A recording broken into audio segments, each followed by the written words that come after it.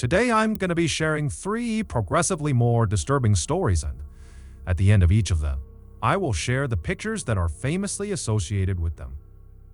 But before we get into those stories, if you're a fan of the strange, dark, and mysterious delivered in story format, then you've come to the right channel because that's all we do.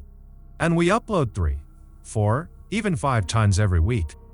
So, if that's of interest to you, please offer to install brand new hardwood floors in the like button's home and, on installation day, show up and remove all the old flooring, but then quit the job. Also, please subscribe to our channel and turn on all notifications so you don't miss any of our weekly uploads. Alright, let's get into today's stories.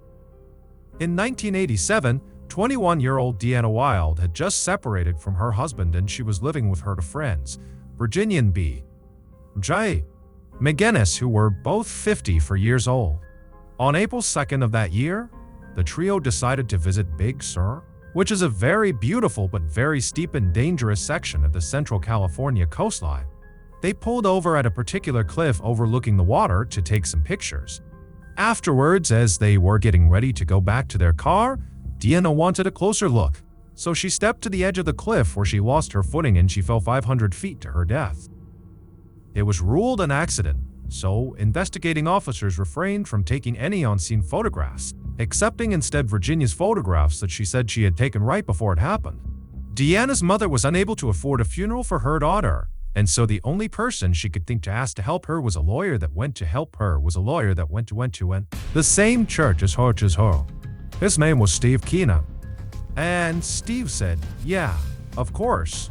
I'll try to make some phone calls for you and see what I can do." And in doing so, he wound up learning about the case, about what happened to Deanna, and he discovered that her two friends, Virginia and J, had actually taken a life insurance policy out on Deanna the day before she fell off the cliff. And so Steve began digging into the backgrounds of Virginia and J, and he discovered that Virginia had a history of being around a high number of accidental deaths and suspicious fires, and that she had cashed in a whole bunch of life insurance policies. So all of a sudden, Deanna's death did not look accidental. Steve would become obsessed with the idea that the McGinnises were behind Deanna's death. But unfortunately, there was virtually no evidence to support that because when she died, the investigating officers ruled it an accident.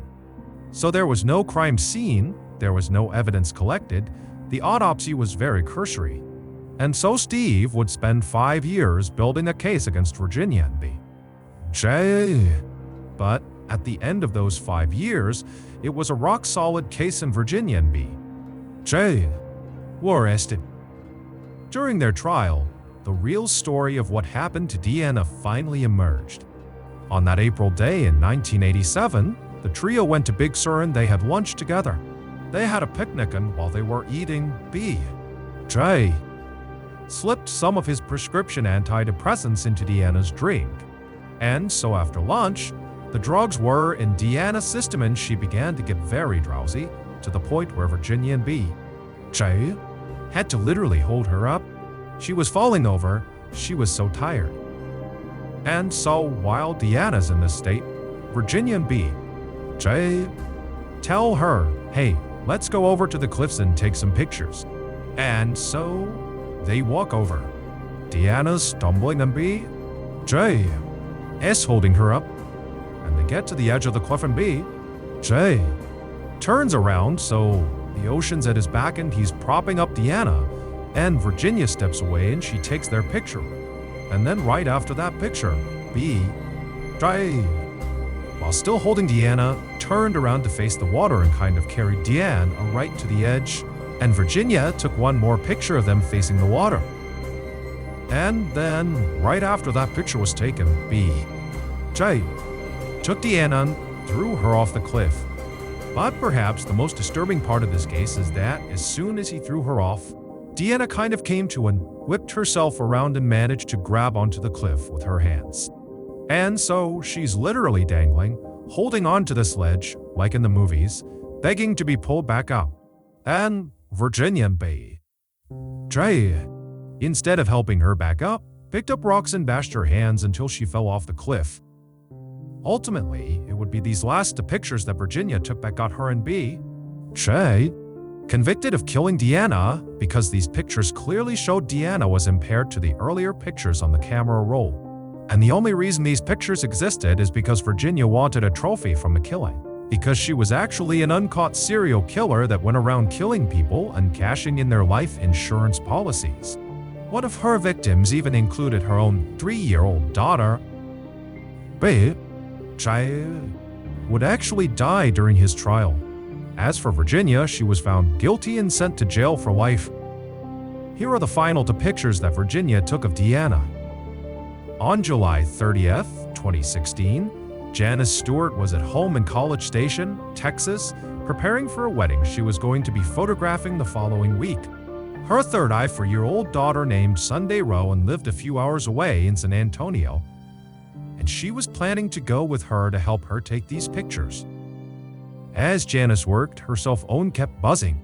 Since sunrise, Sunday had been Snapchatting her photos of her and her husband, Matt, who was also third eye for, as they got ready for their hot air balloon ride that day. 18 months earlier, Sunday had bought Matt the tickets as a birthday gift, but the trip kept getting delayed because of bad weather. But on this July morning, the weather had cleared up and the trip was finally happening. Sunday and Matt often sought adventure to balance the demands of their jobs. Matt was the chief of clinical trials at the Brooke Army Medical Center in San Antonio and was a rising star in the field of burn research. Sunday worked at Crazy 8, which was a kids' clothing store, and she was devoted to her young son from a previous relationship. At 6:58 that morning, Janice received an image of the balloon's ground crew prepping the wicker basket that would hold her daughter, her son-in-law, and the rest of the other passengers. Around 7:30, Janice received another image. This one was a selfie of Sunday and Matt posing inside of the wicker basket. They were up in the air. There's a beautiful field below them. They're smiling and they're hugging it.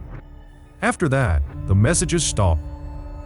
10 minutes later, at 7:40, 85-year-old Buddy Miller was making breakfast in his ranch when he heard two loud explosions.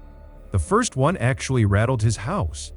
When he looked out the window, he saw this massive plume of black smoke on another rancher's land off in the distance. Alarmed, he jumped in his pickup truck and raced past his cows to the blaze a half-mile away. Commotion like this rarely occurred in Maxwell, Texas, a quiet rural community about 40 miles south of Austin.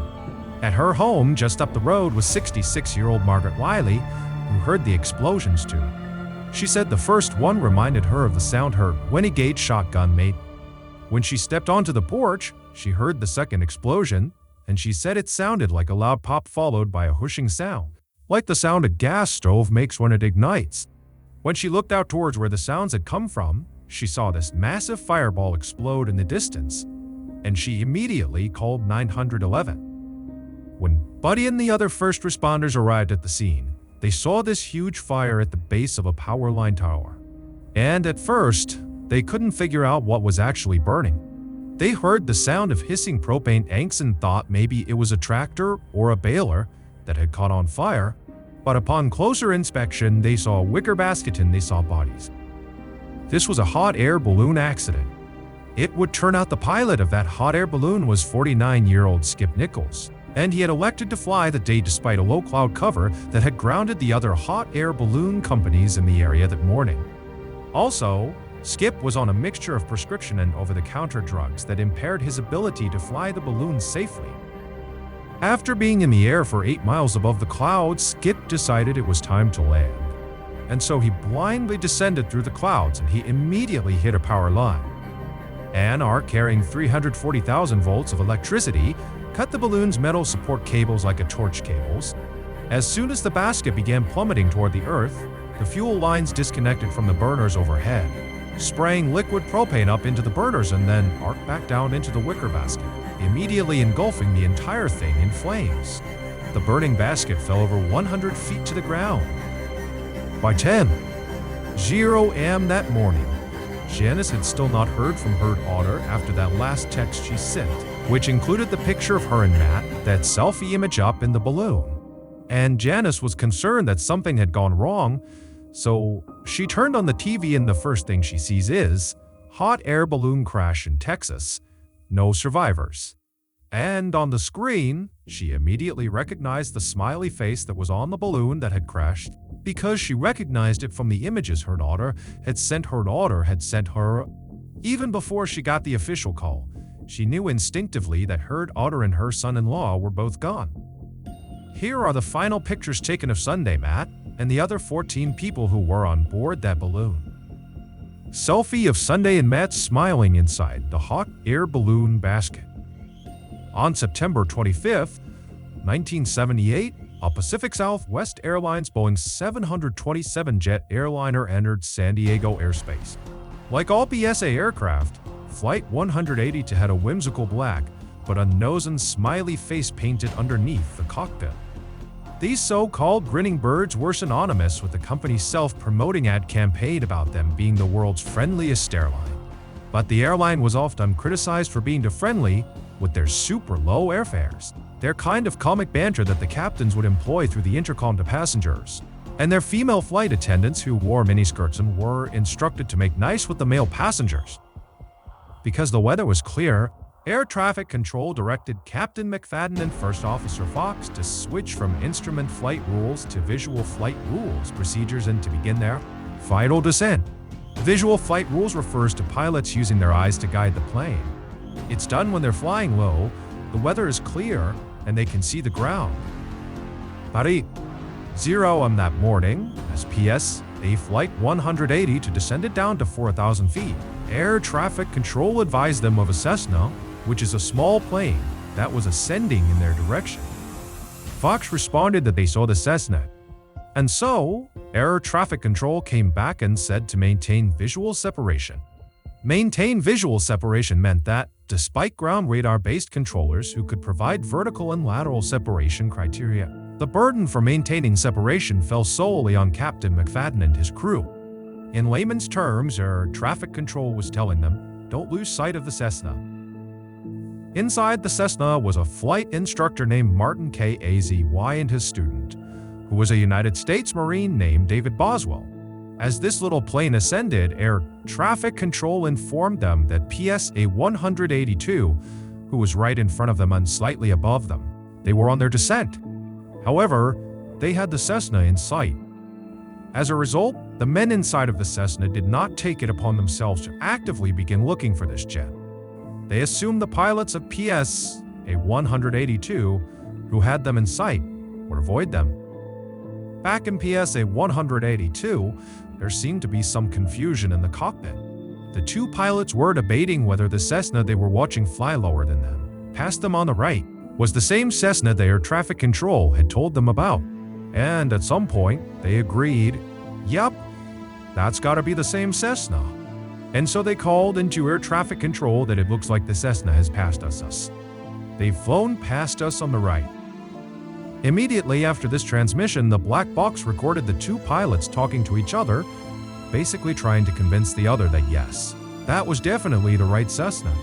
But after a couple of minutes of reassuring themselves, one of them says, "Boy, I hope that was the right Cessna." According to later testimony by the air traffic controller who was in communication with the pilots of PSA 182 as they were on their final descent, he would say when Captain McFadden came over and said the Cessna has passed him on the right, he believed him and he didn't think to check to make sure it was the right one. But in reality, the Cessna that McFadden and Fox had seen was the wrong one. The real Cessna they were supposed to maintain visual separation with, the one containing Kazy and Boswell, was still ascending in the direct flight path of PSA 182. Except now, this Cessna is in 182's blind spot below their nose, so they literally can't see each other. At night, that morning, Air Traffic Control got an alarm that PSA 182 and this Cessna are about to collide. But for some reason, the air traffic controller did not alert both aircraft. Instead, this controller only contacted the Cessna and didn't tell them this was a dire situation. They said, "Hey, there's traffic in your vicinity, but I'm pretty sure it's just PSA 182 and they already see you. So you're fine." So KA's EY and Boswell inside of the Cessna just continued to ascend. 1 minute later, at 9:02 a.m., PSA 180 flies directly over the Cessna and strikes them with their nose wheel. The Cessna gets hooked by the wheel and flips upside down and gets strapped underneath the right wing of the jet. Seconds later, the Cessna splits in two. The tail section containing David Boswell plummets to the earth like a ragdoll. The nose section of the Cessna that contained Martin KA's EY stayed trapped underneath the right wing for a few seconds before it detonated inside of PSA 182. This explosion was deafening. Immediately after it, McFadden was recorded saying, easy baby," Then he asked Fox, "What's the damage?" And Fox says, "It's bad, man. We're hit." Despite trying to keep the plane flying level, it lurched forward into an unrecoverable nosedive. And McFadden, knowing they were doomed, calmly calls out to air traffic control and says, "We're going down." Air traffic responded, "Okay, we'll have the equipment ready for you." Then the black box recorded the sound of a stall warning inside the cockpit. And as the aircraft streaked at over 300 miles per hour straight towards the ground, McFadden's last known transmission to air traffic was, "This is it, baby." Seconds before impact, McFadden gave his final command over the intercom, which was, "Brace yourselves." And then, right before the black box cut out, someone in the cabin yelled, "I love you, Mom." That night, 3 a.m. PSA 180 to slam nose first into the ground just outside of downtown San Diego in an area called North Park. The resulting explosion of thousands of gallons of jet fuel sent a shockwave that was registered 2 miles away. Almost immediately, firefighters were rushing towards the rising mushroom cloud of black, oily smoke. And many of the first responders that arrived at the crash site in those first few hours were deeply disturbed at what they saw. The bodies that had not been destroyed in the explosion had gotten trapped up in the trees. All told, 144 people were killed in this accident. 135 were from PSA 182 to were from the Cessna, and 7 were just unlucky people that were standing on the ground in North Park.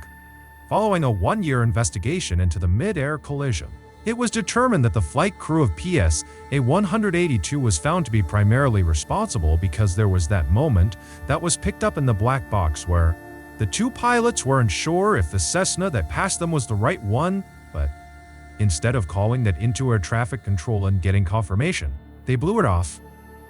The morning of the crash, a San Diego photographer was at a press event when he heard the explosion overhead, which was 180 to colliding with the Cessna, and he began taking pictures. And he captured these now to infamous photos of PSA 180 seconds before they hit the ground. Photo of the PSA 180 jet plummeting toward the ground with a fire trailing from its right wing. So that's gonna do it, guys. If you found the secret in today's episode, let us know in the comments what it is and where you found it, so give us the timestamp. And if you're the first to do that, we'll pin you at the top of the comment section. If you enjoyed today's video and you haven't done this already, please offer to install brand new beautiful hardwood floors at the like button's house. On installation day, remove all of their original flooring and then quit the job.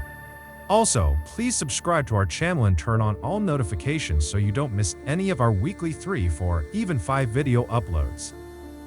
If you want to get in touch with me, you can direct message me on Instagram or on Twitter. My username for both platforms is the same, it's JohnBallen416.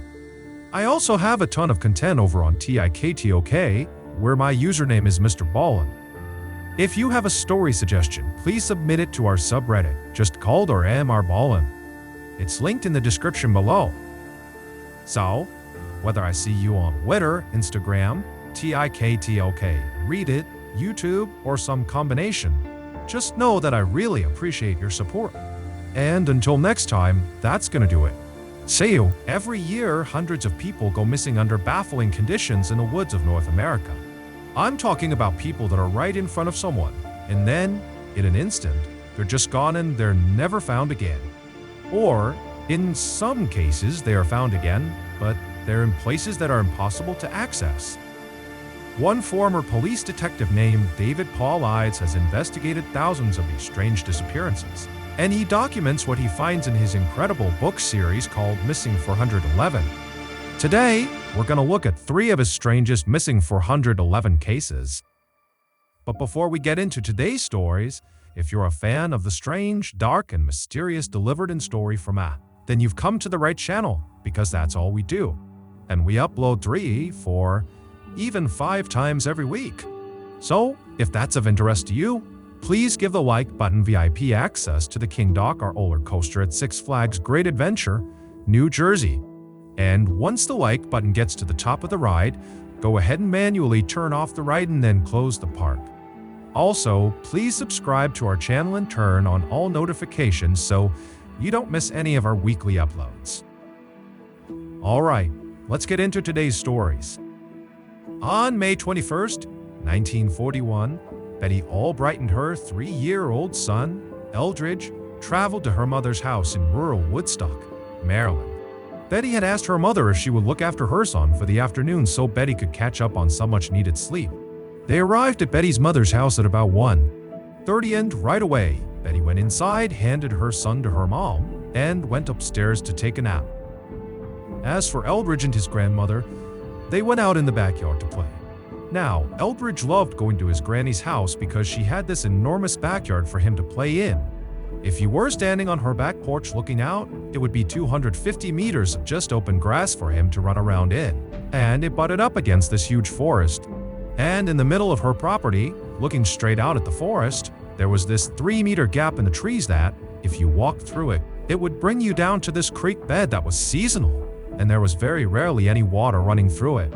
From the porch, anyone that was standing in this creek bed, you could clearly see. And so, Eldridge was allowed to play in the creek bed so long as he didn't go right or left in the creek, which would put him out of view from anybody on the porch.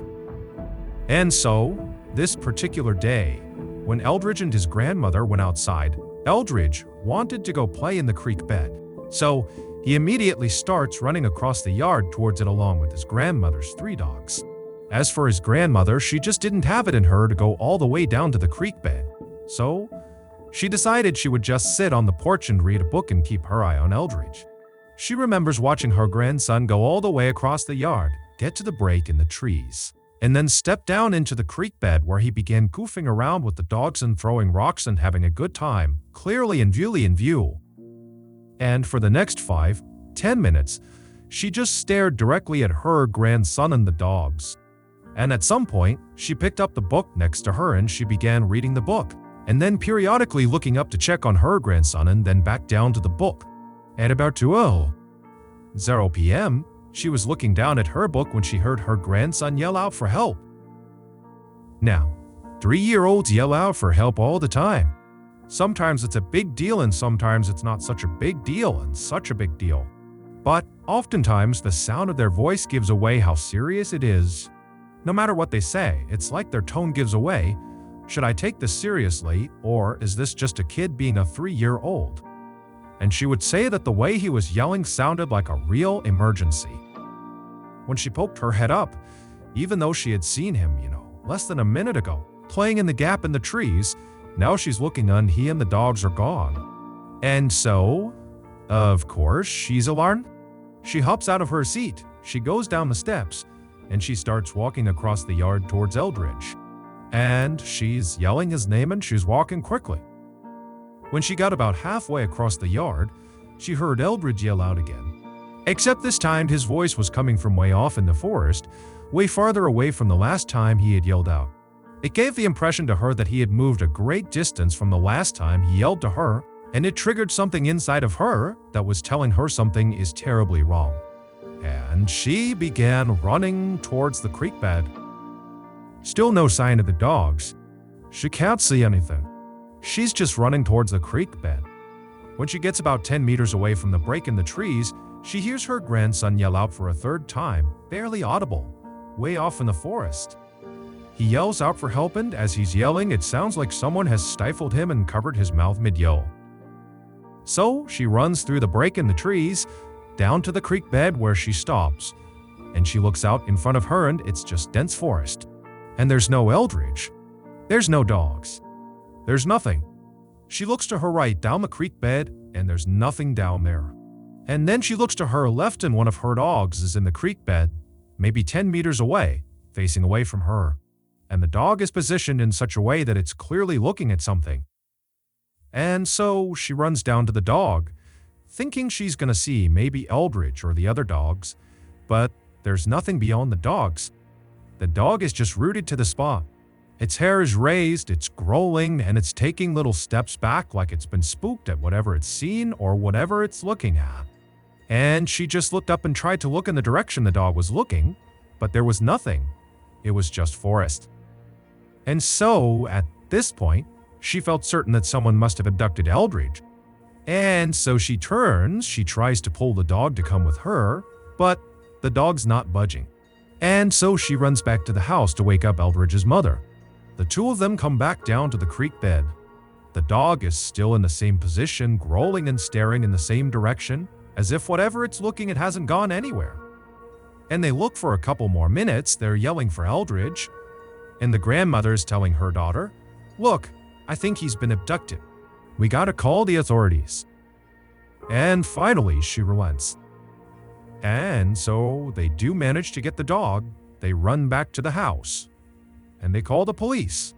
Shortly thereafter, the state police showed up with this huge contingent of searchers, and they immediately went down to the creek bed where they started pushing predominantly to the left side, which is where the dog was angled, and it was also where the grandmother had heard her grandson yelling from. And very quickly, police discover some of Eldridge's footprints about 50 meters down on the left side of the creek bed. They were in some sense right at the edge, and they were walking away as if he was leaving the area he had been told to stay in, which was in that gap in the trees. But interestingly, the footprints,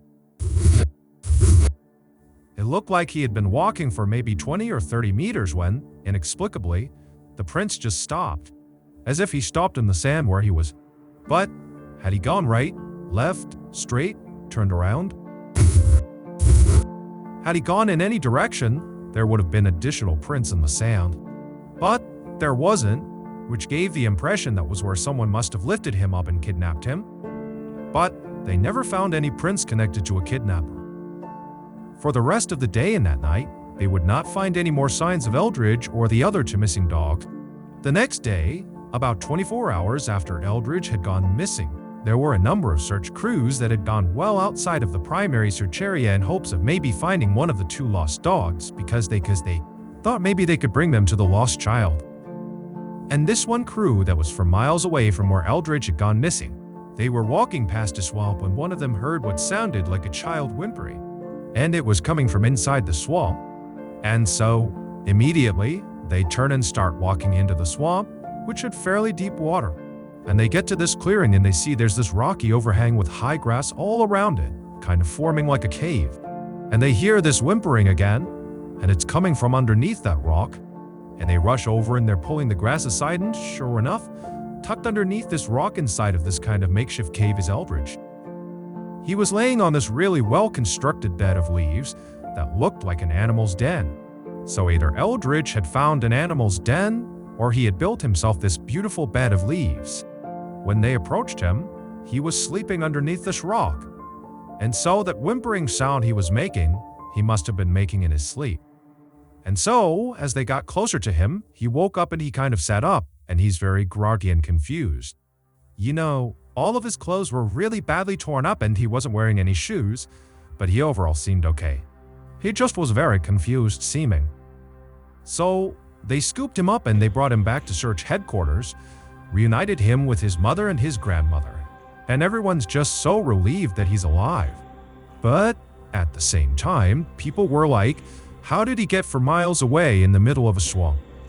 And so, after the doctor cleared him, saying he was okay besides some scratches and bruises, the police, along with the mother and the grandmother, sat down with Eldridge and asked him, what happened? But unfortunately, Eldridge appeared to not know this had even happened. He didn't even know he had spent 24 hours out in the middle of the woods by himself. It was like he had blacked the whole thing out. Because Eldridge was found alive and unharmed, the police did not continue to investigate this case. And so we don't know what caused him to suddenly be yelling for help and appear to be drifting farther and farther into the woods. We don't know what the dog saw in the creek that scared it so badly. We don't know how Eldridge moved for miles through a dense forest over multiple swamps, only to wind up in yet another swamp inside of a cave. Although the police came out and said Eldridge must have just wandered off on his own, basically everybody involved in this case believes someone or something abducted him. It's just very fortunate he was found alive. Unfortunately, there's no clarification about what happened to the other two dogs, although the way it's worded in the story, it does sound like they were never found. In the 1952s, the Thorpe family lived in Dunbar, Pennsylvania, which was a small town of less than 1,000 people. Their house was on a very quiet street with very few neighbors anywhere near them, and their property was right up against this forest that was right in their backyard. Their daughter, 2-year-old Anna, loved to play in their backyard, but she was instructed to stay on the grass section of their backyard and not venture into the forest because the forest was snake-infested and Anna was terrified of snakes. And so, she happily obliged. On May 5th, 1950, Anna was playing in her backyard in that grassy section, and her mother was in the kitchen looking out the back window into the backyard. And her mother looked down for a second when she heard her daughter scream. She looked up and Anna was gone. She immediately ran outside and she's yelling for her daughter. She's looking all around, and she knows she must have gone into the forest. And she's thinking to herself she must have been bit by a snake and she's laying on the ground somewhere. That's why I can't see her. And so she runs into the forest and she's screaming for her daughter, and she's not getting any response. She's starting to panic. All her yelling has gotten the attention of her older sons that were in the house. They come running outside and they join the search. And they start fanning out and they're looking for Anna, and she's just gone. And so, after only a few minutes of looking, Anna's mother decides she has to call the police. The police show up and they launch this massive search. And word got out to the residents of Dunbar that one of their own had gone missing, a child no less. And so, virtually everyone in Dunbar showed up to be a part of the search, and they combed that whole forest behind their property and there was just no sign of Anna. After the first 24 hours had gone by and they had not found any sign of Anna, they decided to expand the search area from a 1-mile radius to a 3-mile radius. And within just hours of this change, there was a crew that was 3 miles away from where Anna had gone missing, and they found Anna. And she was alive. She was laying under this blackberry bush. All she had on was a single shoe. Next to her was a pile of clothes. And they went up to her. She seemed okay. They picked her up and they brought her back to the search headquarters where they reunited her with her parents. A doctor looked at her and the doctor said, there's no signs that she was attacked. There's really no signs of any wear and tear on her at all. It doesn't even look like she was outside for the past 24 hours. When Anna was asked about what happened to her, she wasn't able to give any sort of meaningful answer because she's only 2 years old. But the reason this case is included in today's video is not because, she vanished mysteriously in the forest and that she was actually found 3 miles away versus 1. Or, that she was found with just a shoe on. The reason it's included in today's video is because, for her to have been found where she was found, the only way for her to have arrived at that spot was if she crossed 10 barbed wire fences. There was no other way for her to have gotten there. The only other way would have been a massive detour that she literally could not have covered, an adult probably couldn't have covered in the amount of time given. So this 2-year-old with no scratches on her body is found on the other side of 10 barbed wire fences. I mean, even if you take the barbed wire off of the fence, a 2-year-old climbing a large fence. That alone is kind of a Herculean ask, and to do it without scratching your body, it's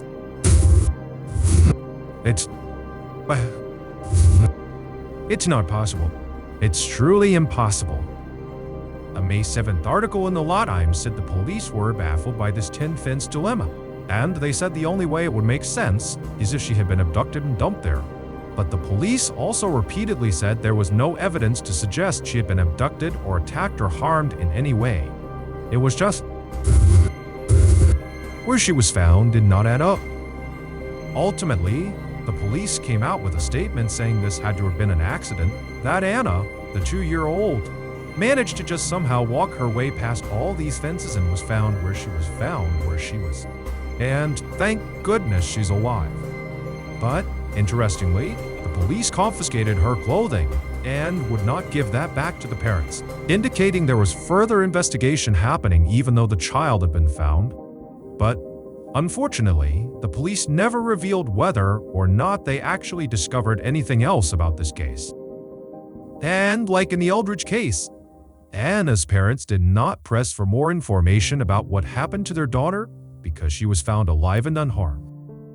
Now, Anna's case might seem like some crazy anomaly, and that's all it is, but this is not the first time something like this has happened in this small area in Pennsylvania. 2 years earlier and less than 10 miles away from where Anna went missing, another 2-year-old Ronald Collier also went missing in the same stretch of woods. His mother had been sitting with him on their back porch, which overlooked the same forest. And at some point, his mother had gone inside, leaving Ronald sitting on one of the seats. When she came back out again, Ronald was gone. His mother estimated that she was inside for maybe 10 or 15 seconds, tops. The police in the community came out in force and they combed through the woods, and they could not find any sign of Ronald. And the police got really frustrated with Ronald's parents because they felt like, this is impossible. How could this child not turn up considering the timeline you've given us? Which is, you went inside for 10, 15 seconds and your son is now completely gone. He's completely vanished. Like, you must have something to do with this. And so the police made Ronald's parents take polygraph tests, and his parents passed all of them. The search for Ronald continued for several weeks, but unfortunately, it was ultimately terminated and they never found him. People in the area believed someone or something, maybe a bear or some other animal, was lurking in the tree line and watching Ronald. And as soon as his mother went in the house, they ran up and snatched the child and ran away with him. However, the police came out and said there was no evidence to back up that this child had been kidnapped, that what's far more likely is Ronald just got up and walked away and disappeared. However, 2 years later, when Anna's case happened, the similarities between her case and Ronald's case were just too much for locals to overlook. And so people began saying, it looks like Anna was abducted and placed where she was ultimately found inside of those woods. And so, probably whoever or whatever took Anna is the same person or thing that took Ronald, but Anna was just lucky enough to survive. Although this mystery predator theory is just that, a theory, it does seem more likely than Ronald in 15 seconds getting up and running off into oblivion, never, to be found again, and Anna scaling 10 barbed wire fences in a 24-hour period without a scratch on her body. Unfortunately, though, we'll probably never know the truth. In September of 2004, 49-year-old Robert Springfield, along with his 2 teenage sons, left their home in Wyoming bound for the Bighorn Mountains in Montana. They were planning to do some elk hunting on the Crow Reservation, which is the homeland of the Crow tribe. And Robert and his family were members of the Crow Reservation and therefore had the rights to hunt on that land.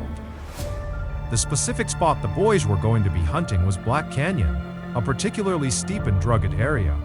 But Robert was well equipped for this type of environment because he had previously served in the United States Marine Corps in their Special Operations Unit, which would have meant he would have received a very high level of outdoor survival training, which is perfect for living up in the mountains. Robert's sons had apparently learned a lot from him and were very confident outdoorsmen as well. They arrived at the reserve on September 19th and immediately headed out to do some bow and arrow hunting. Their plan was the 2 boys would break off from their father and head over to the edge of the canyon and attempt to drive elk down into the valley so their dad could take a shot at them.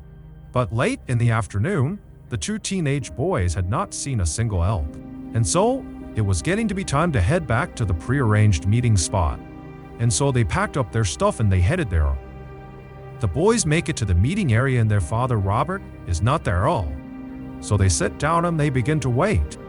And an hour goes by, 2 hours goes by, 3 hours goes by, 3 hours goes by. Still no sign of their dad. They can't get in touch with him. They have no cell phone service. And so they're thinking to themselves, okay, worst case scenario, he got turned around and he'll have to spend the night out in the cold. But he's got warm winter clothes on, he knows what he's doing, he'll be fine. And so, as the sun was setting, the boys did finally leave to go tell authorities that their dad was, lost in Black Canyon somewhere. But it was just not registering for them that this could be life-threatening, that something really bad could have happened to their dad, Tad. He was just a Superman figure to them, and it just did not cross their mind. Authorities launch a search that night that includes the use of helicopters with thermal imagers doing low flyers of the entirety of Black Canyon. Thermal imagers pick up a heat signature, and so anyone that is alive gives off a heat signature. And so at night, if you were flying overhead and you saw a person in the middle of a canyon where there's virtually nothing else around them, they would stand out like a bright light. But that night, the helicopters combed all over Black Canyon and they never saw Robert. However, authorities would say that, this guy, he's trained, former special operator. He probably went and found shelter, so he could be inside of a cave, or maybe he made himself a shelter with tree branches and it's obscuring him from the thermal imager. And so we'll just have to look tomorrow. But the next day, despite bringing out hundreds of searchers and bloodhounds and people on horseback and more helicopters and planes flying overhead, there was no sign of Robert. And after several weeks of still not finding any sign of Robert, they ultimately called it off. The family was obviously crushed, but more than that, they were just dumbfounded. The idea that something bad had happened to Invincible Robert, that just didn't add up for them. And so after the official search was terminated, they would continue to make trips into Black Canyon looking for their father, their husband. But unfortunately, like all the searchers, they never found any trace of him and eventually accepted that he was gone.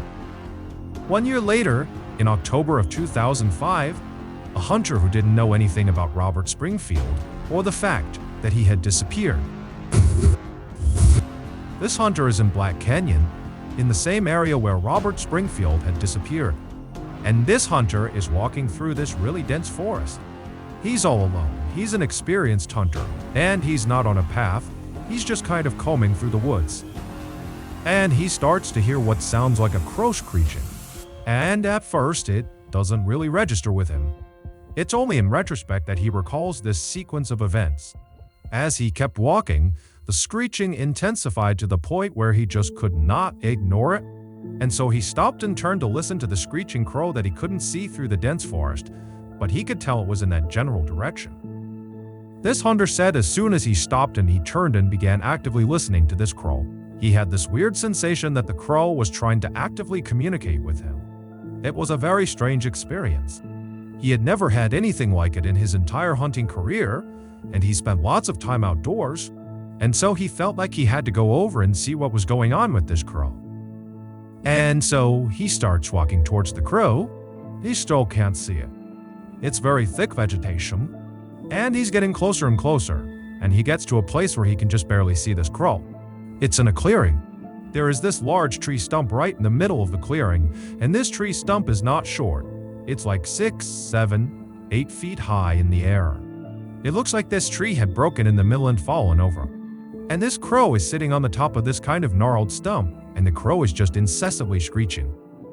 And from this hunter's perspective, he can see the crow and he's kind of staring at it. And as the hunter is looking at this crow, the crow suddenly turns and looks directly at the hunter. And it recognizes the hunter can see the crow, and the crow stops screeching and it's just staring directly at the hunter. And this hunter would say he felt so unsettled by the sudden behavior of the crow because it was almost like confirming the crow was looking for him. And now he had found him and he stopped screeching and was looking at him. The bird continued to stare silently at the hunter to the point where the hunter felt compelled to walk out of the vegetation into the clearing to kind of confront the crow. And so he stepped into the clearing. And the crow, the whole time, is not screeching anymore, just looking at the hunter. And the hunter standing in the clearing, and he looks at the crow, and the crow suddenly looks straight down. The hunter follows the crow's gaze down to the ground, and he sees at the base of the tree is a human skull. And the hunter, So taken aback by this, he looks back up at the crow who's looking at him again. And the whole situation is so terrifying to this hunter that he just makes a note of where he is and he runs. As soon as the hunter got out of the woods and was back in cell phone reception, he called authorities. Authorities showed up and he showed them on the map where he had discovered this crow in the skull next to a tree. And sure enough, the authorities make their way out and they find the skull right under this tree. The crow at this point is gone. When they walked up to the tree stump, they discovered it was not just a human skull. It was also a human femur bone right next to the skull. And then next to that was a set of boots that had been placed right next to them, neatly next to one another. And then next to that was a belt that had been tightly wound up and placed next to the boots. And then next to that was a jacket that was not folded, but was folded up. And inside of the jacket was a wallet containing cash and Robert Springfield ZID cards. The authorities launched a search in that area to look for the rest of Robert's remains, but unfortunately, they were never recovered. Also, his bow and arrows were never found. The FBI was brought into the case because foul play was suspected, and they eventually determined that Robert must have been shot. And then they later recanted that statement and said actually he was hit by a fallen tree. But if he was struck by a tree, then where is the rest of him? Wouldn't it have been in that area? And then why were all of his things neatly stacked?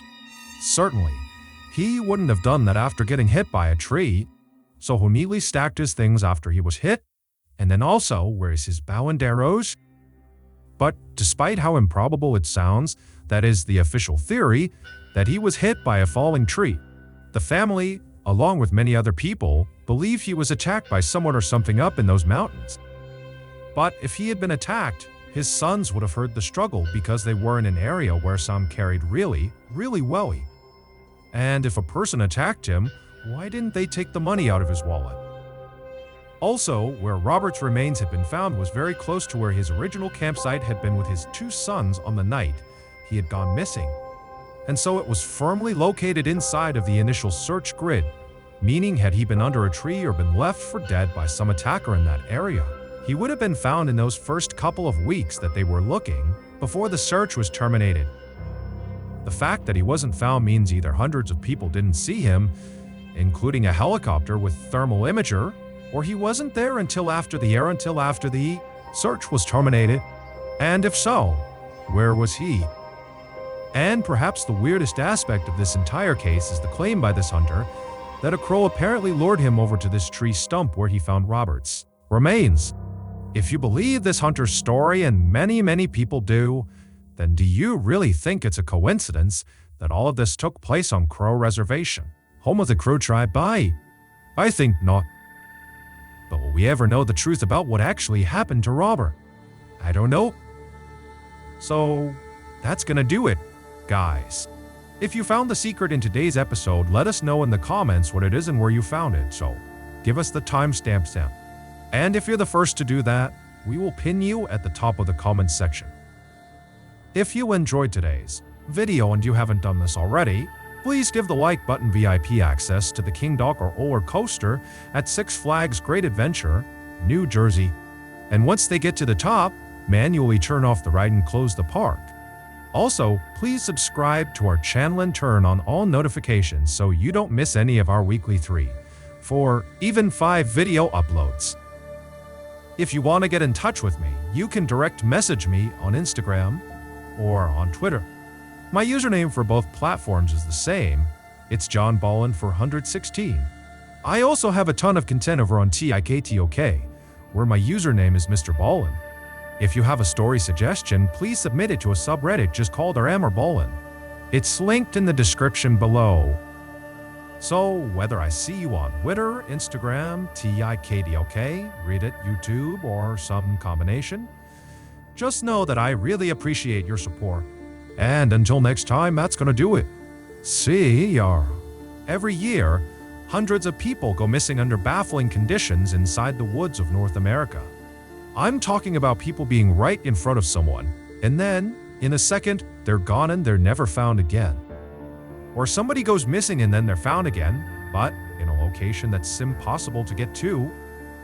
One former police detective named David Paul Ides has investigated thousands of these strange disappearances, and he documents what he finds in his incredible book series called Missing 411.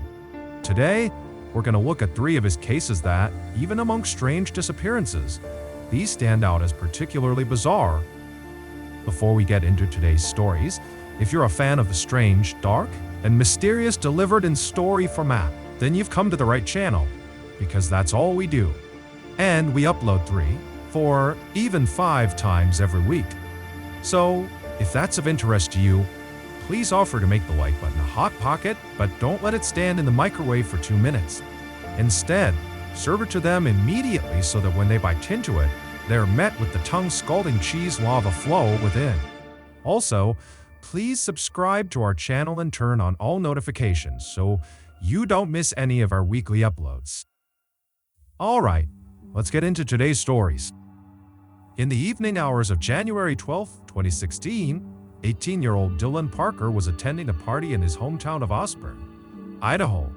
Towards the end of the night, Dylan decided he wanted to leave the party, but it was snowing and cold outside. So he called his mom and he asked her if she would come pick him up at the gas station just down the road from the house he was at. His mother would say it was obvious Dylan had been drinking because he was slurring his words. But at the time, even though she was upset about it because he was underage, she thought, you know what? It's cold, it's snowing. I just want to get my kid home safe and we'll deal with this tomorrow.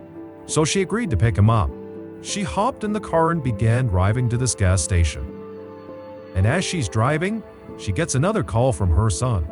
This time, he sounds totally panicked and scared. And he's asking his mom, where are you, Mom? And she's telling him, I'm gonna be there in a minute. I'm just down the road, calm down. I'll be there in a minute. And then he hung up. When she got to the gas station, he wasn't there. When she tried calling him back, his phone was off. She got out of the car and went into the gas station and asked if they had seen her son, and they said they hadn't. She got back in the car and she drove around for about 30 minutes yelling for her son, but there was no sign of him. She still couldn't get in touch with him, his phone was still off, and she just had this bad feeling that something had happened to him. So she called the police. The police conducted a thorough search that started with the house Dylan had been at for this party. They interviewed the people who were there, and everybody said Dylan seemed fine and he just laughed. He said he was getting picked up by his mom. But as they looked around town, they just could not find any sign of him. 10 days later, Dylan's body was found in an area nobody was searching. In fact, he was found by accident by 2 people that crashed their ats in the middle of the night and then went back in the daytime the next day to retrieve their ats, and that's when they found Dylan's body. He was located outside of town, high up a hill in a dense forest, which, in order to get there, he would have had to walk the opposite direction of the gas station. Now, toxicology reports showed Dylan had been under the influence of alcohol, but this was his hometown. He certainly knew where the gas station was, and he would have known he was walking in the complete wrong direction. Especially when you consider walking towards the gas station was like walking towards the center of town. There was lots of lights, lots of indication you're going in the right direction. To walk in the other direction, towards the hill where he was found, would have been like walking towards darkness, where there's no lights, there's no sign of town. It's obviously the wrong direction. But the case gets even stranger because, on the day Dylan went missing, there was a lot of snow on the ground, which meant people would have made tracks. And from the time Dylan went missing until he was found, it didn't snow and the temperature did not heat up enough to melt the snow. So, in theory, any tracks Dylan would have made, they would still be there when he was found. But where Dylan was found, there were no tracks anywhere near him. No footprints, no tire tracks, nothing. It was as if someone had dropped him out of the sky. Another strange element of this case is Dylan was found without pants and without boots on. And so, you would think, for him to make it all the way up to this spot on the hillside through kind of rough, rocky, snowy terrain through a forest, that you would expect his socks to be totally ruined and his feet to potentially be cut up. But his socks were clean and his feet were uninjured. This led investigators to believe Dylan must have somehow made his way to that spot on the hillside in that forest without leaving any tracks. And then, once he was there, he removed his pants and his boots, except dozens of police officers and sniffer dogs were never able to find those pants and boots, despite the fact they should, in theory, be in that immediate area where he took them off. While he determined Dylan's cause of death to be hypothermia, the deputy coroner, David Roos, was convinced there was something off about this case. After local authorities came out and said Dylan's death was an accident, David became very vocal in the media, saying he disagreed and he thought Dylan had been attacked. But the county never reinvestigated Dylan's case, and in fact, they went on to fire David Roos, the coroner, saying he was no longer qualified to do the job. David says they fired him to keep him quiet. As a result, we may never know the truth about what happened to Dylan. Dustin Self was born and raised in Piedmont, Oklahoma, which is a small community just northwest of Oklahoma City. Growing up, Dustin had always been kind of a mediocre performer with so-so grades, didn't take things too seriously.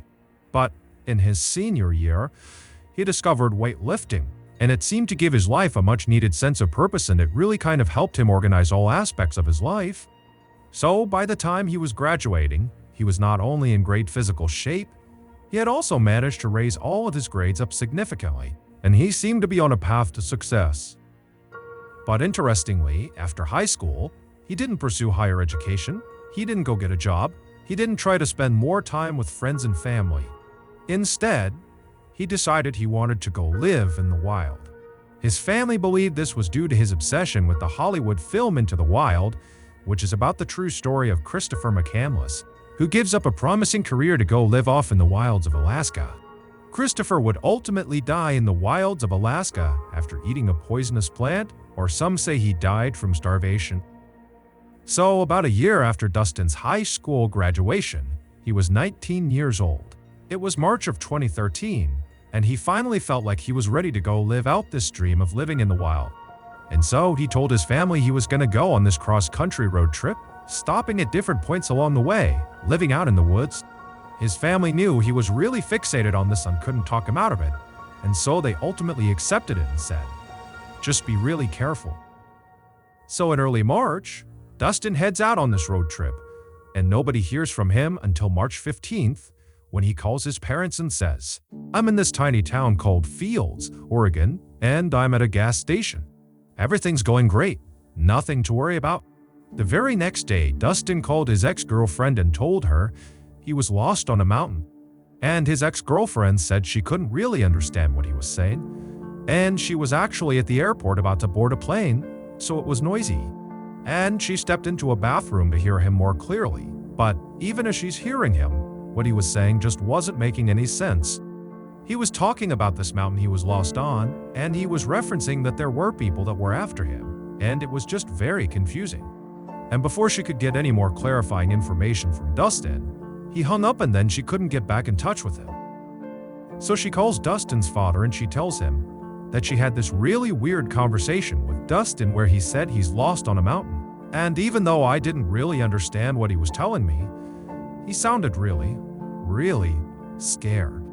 Dustin's father thanked her and then spent the rest of the day trying to get in touch with his son, but every time he called, it just went straight to voicemail. The next day, when he still hadn't heard from his son, he called the police. The police did not have a great idea of where to start looking for him because Dustin did not specify to his ex-girlfriend what mountain he was actually lost on. All they had was his last known location, which was that gas station in Fields, Oregon.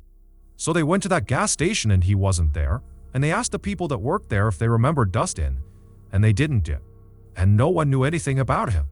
And so after that, they just had to wait for more leads to come in because they couldn't just, search all the mountains in Oregon for Dustin, Oregon for Dustin.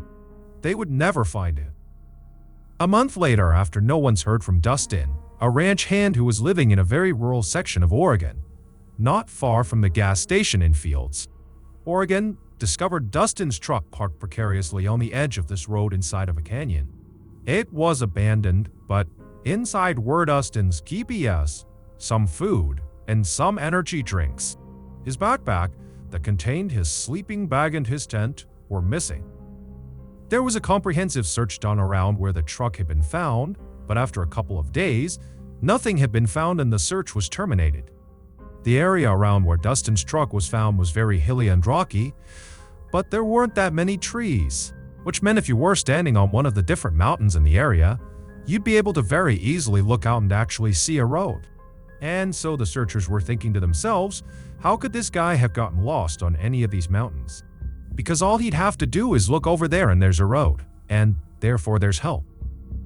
6 months later, a hunter was up in those mountains near where Dustin's truck was found, and he was actually moving through one of these small sections of aspen trees. And as he was walking through, he thought he saw a deer, and he was kind of stalking through these trees. And he gets to an opening where he looks down and he stops, because underneath a bush is an obviously dead man, not wearing any clothes, who's on his hands and knees, and it looks like his head is stuck in the ground. When the hunter walks over to get a better look, it looks like this guy must have pushed his head into a hole in the ground before he succumbed to whatever killed him. The hunter leaves and tells police. Police show up, they search the area, and they find a jacket nearby, inside of which is a wallet that contains Dustin's ID cards as well as Dustin's car keys. The body was Dustin's. Dustin was located 9 miles away from where his truck had been parked on that road, and nowhere in the area did they find a campsite. They actually never found his backpack that contained the tent or the sleeping bag, so they think he never set up camp. But they don't know where his supplies went. After Dustin's family found out what happened to him, his father would say, I just don't understand why he didn't seek shelter in his vehicle. It was parked on the road, he wasn't that far away. Heck, he could have run those 9 miles, he was in great physical shape, and in theory, he would have known where he parked it. Or if he didn't, he could have just walked to the edge of the mountain and looked out and seen the road it was parked on. So the family just couldn't understand his decision-making. Investigators would say there was no indication Dustin was trying to hurt himself, and foul play was ruled out. So what was it that caused Dustin to abandon his car and walk 9 miles uphill and ditch his clothes and ditch his backpack that contained his tent and his sleeping bag, and then stick his head in a hole until he died? The only thing that could be determined was that Dustin probably died of hypothermia, but because of the state his body was in from decomposition, coroner said, we don't know for sure.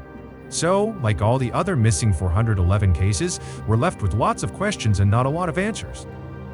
In 2010, Jen Maccabee was living with her husband, Bruce, in a town called Lima, Ohio, which is approximately 80 miles southwest of Lake Erie. While Jan had built a successful career as a booking agent for musicians, bands, and entertainers, her real passion was deer hunting. So on September 29th of that year, right after deer hunting season had opened in Ohio, Jan decided to go out on a hunt. That morning had been cold and damp and gray, but by that afternoon, when Jan was getting ready to go, the temperatures had risen and the sun had come out. Jan's preferred method of hunting was to sit and watch from a tree stand, which is a ladder that you put in the woods that sits about 15 feet high. She would sit up there with her bow and arrow and wait to take a shot when a deer came by. Around 5:00 p.m. that day, she told Bruce she was leaving, and she made it to her rest, and by about 5:30, the forest she was going to be hunting in was one she was very familiar with, and it was not very remote. There were a couple houses just outside the woods, there were some agricultural areas, and her nephew actually went to high school just a mile north of these woods. But from the tree stand where she was sitting, all she could see around her was trees. Shortly after Jan sat down, she started texting with one of her friends on her BlackBerry, and periodically she'd poke her head up and look for deer. There weren't any, and then she'd go back to texting. The whole time this is happening, Jan can hear birds and crickets and squirrels and all the sounds of the forest all around her. A little after 6:00 p.m., her texting conversation with her friend reached a natural conclusion, and so she went back to just kind of sitting in the trees and looking around. By about 6:20 p.m., she still hadn't seen any deer and she was starting to get bored, so she decided she would take a selfie. She picked up her BlackBerry, she took the selfie, and as soon as she was done, she became aware that the forest had suddenly gone completely quiet. No more squirrels, no more birds, no more crickets, just complete silence. And she knew as a hunter, the only time this happened was when a large predator was in the area and all the other animals went quiet. But Jan would later say there was just something different about this silence. It was so sudden and so complete that it scared her. And she went up sending another text message to that friend she'd been texting earlier that said, the woods just went completely silent. Very odd. As soon as Jan hit send on that text message and lowered her phone, she immediately became aware of something about 20 feet away in the tree that was right across from her. And she said it was the most unusual and terrifying thing she had ever seen. Moving left to right through the branches was this thing that she described as like a visual distortion. She said it was like looking across pavement on a really hot day and seeing that mirage, except this one looked like it was alive, like it had mass, like it was a see-through person that had been wrapped in saran wrap. And so Jan thinks it's a floater in her eyes, and so she rubs her eyes, and when she looks up, this thing has now moved down a branch closer to her and is stopped, like it's perched on the branch staring at her. And Jan's horrified, but she knows she wants to document it. So she grabs her phone and she raises it up and she takes a picture on her BlackBerry right as this thing kind of disappears behind the tree and vanishes. Just seconds after this thing disappeared, all the sounds in the forest came back. The birds, the squirrels, the crickets, it was all back to normal. But Jan was really shaken up because she just could not make sense of what she just saw. So she just continued to stare in the general direction of where this thing was for several minutes until finally she felt like it was safe again. At which point, she brought her phone up to look at the picture she had taken. When she looked at it, it looked like a blurry mess. And so she thought, bug, I blew it. I put my hand over it, or my hair got in the way of it, or something. But at the same time, she's thinking to herself, but my hair didn't get in the way of it. And I very clearly held it out in front of me and know that I was looking at my phone when I took it, and I had a clear shot of this thing. So I don't really understand how this photo got so messed up. But after looking at the picture for a little while, she started to kind of laugh at herself. You know, the idea that she'd just seen a saran wrap person running through the treetops. She just felt like that didn't happen. It must have been in my head. And as for this picture, I probably just blocked the lens and that's it. That night, when Jan got back to her house, she did not tell her husband, Bruce, about what happened to her in the tree stand because, again, she's telling herself it was all in her head. They have dinner, they clean up. They sit down in the living room and they're both on their phones and they're just kind of scrolling through the internet and their emails. And at some point, Bruce reacts to something he's reading. He makes a sound and Jan hears him and says, "Oh, what are you looking at?" And he said, I just got a really interesting email from our nephew. The one that goes to school down the road. He said that today they were outside for band practice, and at some point, all of them turned to look at the forest, and there was a bright circular light that was kind of hovering in the forest. And I guess they all stared at it for about 5 or 10 seconds, and then at some point, the light kind of went back into the forest and they didn't know what to make of it. And I guess one of his classmates said that a year before, the exact same thing happened.